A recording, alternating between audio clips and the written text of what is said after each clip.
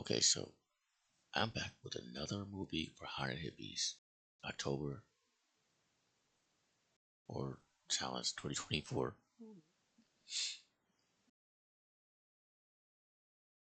or movie Watchlist Challenge 2024.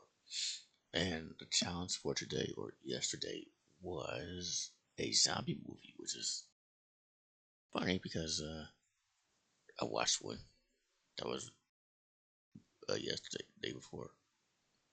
I didn't have the comment, which is a zombie movie. I talked about how I like zombie movies to be bloody and grabbing and ripping people apart. And that's what this is, yes, but in case you hadn't realized by now, especially on the gaming channel, I'm a massive fan of Resident Evil. Okay? Literally, I was going to watch the second movie and talk about it. I'm 45 minutes into the first movie here. It just started playing. That's how much I like the first one. I've already talked about it on this channel and how personal it was to me. This one also personal because just like back in 2002, my dad rented back with myself and my siblings tickets to the theater to see this movie. That's what I was talking about the rest of this franchise. I did Resident Evil maybe last year or before, so I was due for this. Um, yes, my theater experience this time around, from what I remember, wasn't as emotional as before because that cloud was already lifted, and because I was sort of at peace with my cousin being gone. This was 2 years later, and one thing I remember is Jill Valentine. I remember my reaction to her showing up, and like literally from the video games, and I didn't realize it at the time, even though there was those pictures of her as she walked to her apartment and changed clothes, and the way they did it was perfect. Like that's how I would introduce Jill Valentine, and Sienna Guillory is a great Jill. But I'm jumping ahead. So Resident Evil Apocalypse picks up where the first movie left off. Alice woke up, Raccoon City, shit's all fucked up, the city is destroyed, and we're only telling the story of Resident Evil 2, correct? Not really. No, we're telling 2 and 3, mostly 3. Because the continuity of these movies is all over the place. And they jump from, they skip game entries for whatever reason. This franchise is perfectly laid out for movies and TV shows, perfectly. But whatever. Which is why I'm fine. Like, I complained before in the first movie, like how Jill's not in here, there's no Chris. But this movie, there's no Leon, no Claire, as much as I like them. I'm fine with that. We have Jill, and yeah, would have been great having Leon and Claire, just those three. But we have so many characters: Jill, and, Carlos, with Nikolai. That yeah. We have so many characters. Nemesis running around. A lot of characters. For some reason, the Aspers. We won't get into that. Yeah. So it would have been too much. And plus, by the time they introduced Claire, it was done okay. Leon. I like how so many people got upset when in the most recent movie he was played by Ivan Joseph. He's not a white dude. Leon's very white. Like go back and watch Leon who we had who looked just like him. It was not great. He looked like him, but that's about it. Most recent movie, I think that's more Leon, but anyway. So I'm glad they're not in this. At least they dodged this bullet. So yeah, I was still excited. We went to the theaters to see it, and my excitement it slowly faded as I realized what was happening. And I feel like I wasn't alone. Like I was like, oh shit, it's Jill. Okay. And then like she had to be a badass for 20 minutes until Alice showed up. The whole infamous church scene. So the storyline here is Alice is waking up, and while that's happening, Jill has her car back into work. Apparently, um, she was suspended and disgrace, as they said. Don't know why she wasn't there in the mansion. So it was implied that she was part, but she wasn't. You saw the movie. She should have been there. She wasn't. So I don't know. And she's called back into work, and Literally, she shows up to shoot people at the police station. You got your police station, okay? I like the mansion people love the station. Spencer Mansion. That's my favorite place to play at. Oh, and on Gavin channel, I'm wrapping up the first game, the OG first game from '96, and I've already started playing Resident Evil 2 because I've already beaten the first game because I upload those. So I'm, I'm gonna upload those and upload. I've already filmed maybe 2, 3 episodes of Resident Evil 2, the OG. So yeah, and it's interesting. I think so. Yeah, you guys are police station saying that it was badass. I'll give you that. Still no Leon or Claire, but it's fine. Just walking into the shooting people, and Mike again. Sienna Glitter is perfect Jill. Like seeing that in theaters blew my mind. Like I still got it from when she was in the apartment from when she showed up at the police station. But yeah, I got it when they did the shot from the back, and you saw the blue tube top and the sweater tied up and the boots. I'm like, oh, it's Jill. Like my goodness, man. And I know her tube top's controversial. Actually, so is the sweater for I don't know why though. But yeah, and she's spot on from the video games, which is something of a rarity in this movie franchise. I mean, the way she acts, she's such like my goodness. Like Alice ready to shoot black dude because he's affected. She just stabs her friend with the gun. It's like I'll do it myself. I'm like damn, you know. And so yeah, while Alice is waking up, Jill's running around being Jill, and there's this reporter girl who reminds me a lot of the reporter from the Red movies or what Quarantine. I haven't seen the Red movie. I've seen the Quarantine movies. And yeah, but like literally, the Quarantine movies are remakes of the Red movies.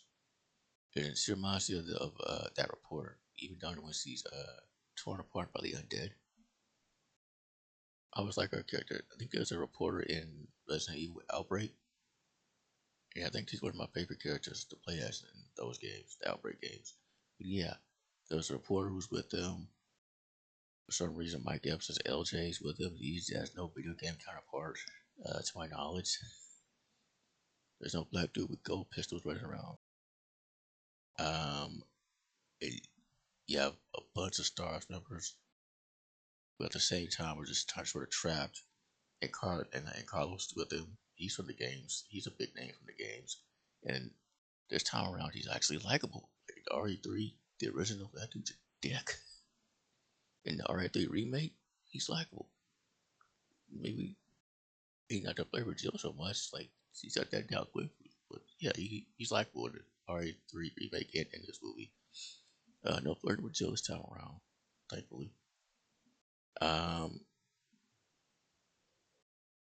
and so all those things are happening. Alice waking up, Jill's running around helping people. Carlos is trapped with the Star Troopers. And if that weren't enough, oh, there's this reporter who's just caught in all of it.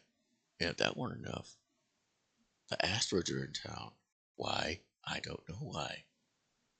Like they're literally the next game. Cold Mark X. I don't know why they're here. And also I don't know why there's just one like asteroid. It's like Angela asteroid. It's like she has a twin brother. And they're very I'll say unique for the franchise. Like they're probably the most unique characters in this franchise. But here we only have Angela, and she's playing the part of Sherry Birkin, who's from Resident Evil 2, the young girl from Resident Evil 2. And I don't get why they made that change. It combined those characters. It's like when they combine Rogue here with Jubilee for the live action X-Men movies. It made no sense. And her father is, I guess it's supposed to be Sherry William Birkin, but he's the father of Aster, so he's an Aster. It's like that makes no. I never liked Birkin, like ever to begin with. But what was this? Like they put again, this franchise is actually laid out perfectly, but they're twisting shit around. And so he's the one he sent out the call to Jill, to Stars, somehow LJ, the reporter, and Alice just shows up again. We will get back to that scene. He sends out this car to save his daughter who's trapped in school. So they're all trying to get there. But before that happens, there's one more player in this game. Credit where it's due. He looks fantastic. I'll give him that. But I remember vividly in the theater at the end of the first movie. I remember somebody shouting when when Matt was transforming at the end of the first movie. And they're like, put him in a Nemesis program. I remember vividly somebody saying, that's just fan service. Like in the theater, I remember that. And in the theater this time around, same shit. People were like, they were like, oh shit, it's Nemesis. They were like, fan service. Like that's what it feels like. Like he shows up, okay, and he does what he does. He destroys stars members, a lot of them. He only says stars one time though. Like, that's like this thing in the video games. He's just chasing you, and he's like, stars or stars. It's pretty fucking effective. Here, he shoots up a bunch of stars members. That's about it. Till the end, where he's forced to fight Alice, who doesn't want to fight him because he's mad from the first movie, which I've never liked that detail. Some actually like that there's a personal connection. I'm like, Nemesis is an unstoppable monster. Why the fuck would I want a connection to him? No. If you play RA3, you know what I'm talking about. I want to be connected to him. No, I mean the original. Remake Nemesis, that's a whole other story. Uh, the OG was like, no. I want to be as far away from him as possible. Like, can you imagine Jill apologizing about shooting him? Talking about him sorry. No, instead of, you want stars? I'll give you stars. Which, by the way, she didn't say in this movie. So RA3 Remake was the first time to fuck that up. He made a throwaway line in RA3 Remake. That's like her signature line from this game. When she's about to murder Nemesis. But thankfully, there is a playthrough of that voice actress herself, Nicole Tompkins, and she will say the line when she gets to that point. So there's that. It's awesome. Like, like. So yeah, Nemesis is running around murdering Stars members.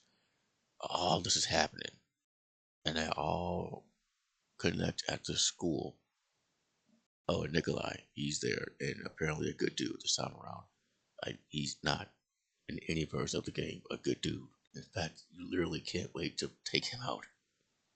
In fact, you're actually pissed when you're around at that moment in the remake. Like there's so many playthroughs where players are like, I can't wait to get this motherfucker, and you don't. That guy, he's a good dude here. He has the one-liners, cracking jokes and shit. Being like, well, that's not him.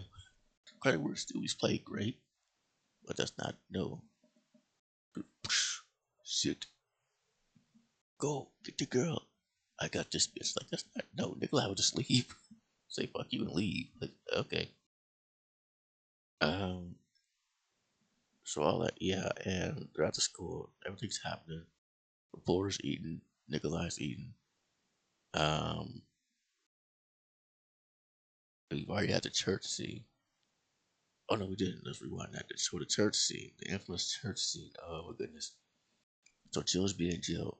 There's three liquors, and they're fighting for a good 10 minutes of it. And Jill's just the only one who's unfazed. Like she's just like, okay, I want to fuck you up. I want to fuck you. And then that damn motorcycle crashes to the glass. In 2 minutes, Alice murders all three liquors. Which I don't know how she pulled that off. The 81st of the game, murdering three liquors in 2 minutes. But she does that. And Jill says, who the fuck are you? And then later when we're talking about it, Jill's like, I'm good, but I'm not that fucking good. I'm like, it's literally your movie. It should have been you. And you're not wrong. You're not that good. You're way better. I like Milla Jovovich, okay? She's a total badass. And I, I never actually heard herself doing her stunts, so I'm not here to attack anybody. I'm just saying, and I know behind the scenes they're about Douglas Anderson love story. I'm romantic. Part of it thinks that's romantic, but the other half is like, why is Alice here? Should have been Jill. Maybe Alex was up at the end. Anyway, but yeah, it's like the whole movie. Like Jill tries to be badass, like when you're in the cafeteria with the dogs, and she tosses the matches after she started the gas, but the matches go out. Only cut to Alice just finishing a cigarette as he flicks it and blows him up. Just like even Jill looks like what? Like also, Jill smokes. Like I've never seen that in the video games. Leon drinks, Chris drinks, Jill drinks, but not like them. I've never known her to smoke, so that always sort of bugged me. Like, okay. Um, so yeah, and that's really like, and Mike Epps again, comic relief. He's funny enough. Better here than the next movie, like we said. Uh, and just all really have to like.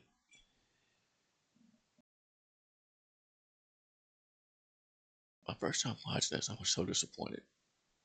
Every other time watching this, I'm just like, Jill's awesome, but I know what's coming. I can honestly say I cannot really say honestly I like this movie. I like some of it. First 20 minutes are solid, solid as hell. But after that, when Alice shows up, it's really her show. I just don't. Never mind, Jill's my favorite character in the whole franchise. They adapted Resident Evil 3. That's her game. She's just the star of that game, the lead. Yeah, Carlos is there, Nikolai's there, Nemesis, he's the other star. But it should have been Jill right in the center. Not the first to say it, probably the last. And Nemesis, again, he looked great. Don't care for that connection. The tear he shed at the what the what? I always hate that too in movies when they shed with a single tear before they get murdered or whatever. I'm like, that's so. But yeah, that was Resident Evil Apocalypse. Um, in 20 years, not once has my opinion changed on this movie since seeing it in the theaters. That's crazy. Yeah, that's all I have to say. Oh yeah, and I guess the movie has a good soundtrack. Like the music is fucking awesome. Like I said about this movie, the previous movie, that was Marilyn Manson doing music, so I want to compliment that. But here, good music, good soundtrack. But yeah, although I will say the first movie has a good score. Yeah, so that's Oh, there's something in the credits. That was a big credit scene. This umbrella making some sort of announcement. I don't know. I haven't noticed that before. But yeah, that's it. And this is one of the not so bad ones franchise, if you can believe it. Thank you for watching. That's all I have.